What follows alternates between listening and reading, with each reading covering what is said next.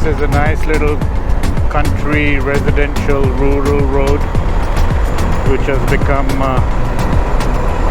the latest favorite of mine because of the way it winds up and down, left and right, with nice little cottages and farmlands on either side. And it also cuts out a light and a stop sign.